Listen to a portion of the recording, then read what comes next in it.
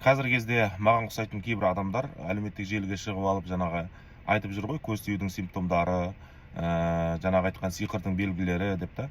Негізі дінімізде көз тиюдің арнайы симптомдары жоқ. Арнайы симптомдары, көз тиюге қатысты арнайы белгілер деген нәрсе жоқ. Сиқыр бар, көз тию бар, бұл хақ нәрсе. Пайғамбарымыз саллаллаху алейхи уассалам айтты, әл-айну хақ деді, көз тию хақ, ақиқат бар нәрсе. Біз оны жоққа шығара алмаймыз. Тіпті бір хадистерде келеді, жаңағы жоғарыда айттық қой, үмметімнің кейбір бөлігі ол көз тиюден қайтыс болады. Әрине, ажал ол Алладан. Ешқандай көз сізді өлтіре алмайды, соны ұмытпаңыз. Түсінесіз ба? Сізді біреудің көзі сізді өлтіре алмайды, егер Алла қаламаса. Ажал Алладан. Осы нәрсені түсініңіз. Бұл біздің мұсылмандардың негізгі ақида ілімінде үйретілетін тағдыр мәселесінде келеді. Яғни тағдыр иманның бір бөлігі, ол тағдырға иман дейтін нәрсе бар ғой. Біз соған иман келтіреміз, жамандық та жақсылық та Алладан. Ажал да, өмір тірілу де Алладан.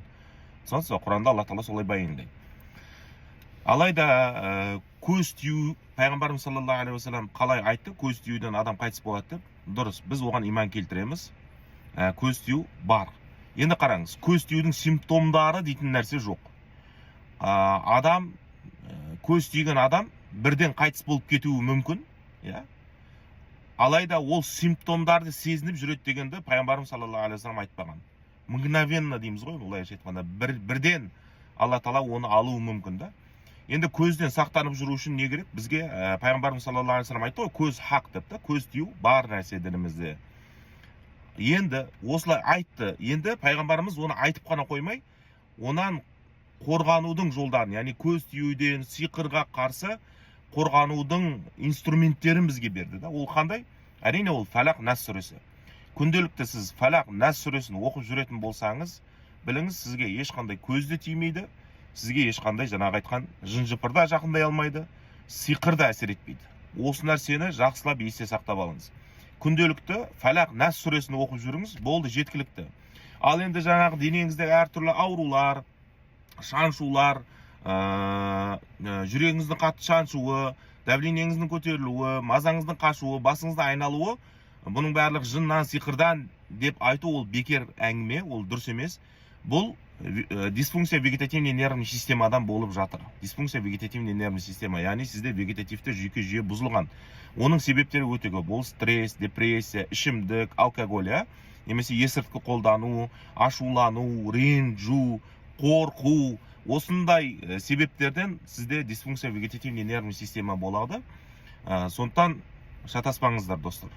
Ал енді көз тиюден адам о дүниелік болмас үшін, енді ажал Алладан. Осы нәрсені ұмытпаңыздар. Сақтанып жүру үшін Фалақ, Нас сүресін оқып жүріңіздер, болды, сізге жеткілікті. Түсінесіз ба? Ал енді бір жеріңіз денең шаншып қалып, ауырып қалсаңыз, ол көз тиді, жаңағы айтқан сиқырландым деп олай не істемеу керек. Олай өзіңізше жаңағы өзіңізге өзіңіз диагноз қойып, немесе жаңа молдаларға барып, сен сиқырланғансың деп айтқан сөзіне еріп алуың қажет жоқ. Мысалы, сиқырланғансың деп утверждение беру дінімізде ол харам. Мына нәрсені түсініңіз. Көзбен көріп, қолмен ұстамай сізге утверждение береді. Сен ішінде жын бар, немесе сен сиқырланғансың, саған көз өткен деп 100% утверждениемен 100% үзілді кесілді осылай айту, бұл харам болып есептеледі. Өйткені көз тию, жын деген нәрсе, сиқыр деген нәрсе, бұл ғайып нәрсе. Ғайып нәрсе. Түсінесіз ба? Оны ешкім біле алмайды Алладан басқа. Сіздің қашан қайтыс болатыныңызды, немесе неше жыл өмір сүретініңізді бір Алла біледі, одан басқа ешкім білмейді. Дәл сол сияқты сізді сиқырлаған біреу, сізді жаңағы айтқан, сенің ішінде жын отыр, саған көз тиген деп айту харам, үзілді кесілді. Осы нәрсені жазып алыңызшы. Бұл харам болып есептеледі. Неге? Себебі ол ғайып нәрсе. Ғайыпқа кіру біздің, ғайыпқа кіріп өзіміз білмейтін нәрседен ақпарат, хабар беру, бұл харам болып есептеледі. Ғайыпқа иман келтіру бұл мұсылмандық міндетіміз. Алла бар, пайғамбар хақ, ақырет күні хақ деп иман келтіру, жаңағы айтқан біздің міндетіміз мұсылман ретінде. Бірақ ақыретте менің жағдайым қалай болады, сіздің жағдайыңыз қалай болады, Алла сізге қандай үкім шығарады, немесе сізді Алла періштелер о дүниеде не істейді, оған кіру маған мүлдем рұқсат емес, ол харам болып есептеледі маған. Түсінесіз ба? Дәл сол сияқты мен сізге ішіңізде жын бар, көз тиген деп айтуым тоже харам. Соны ұмытпаңыздар достар, осы видеоны достарыңызға таратып қойыңыздар.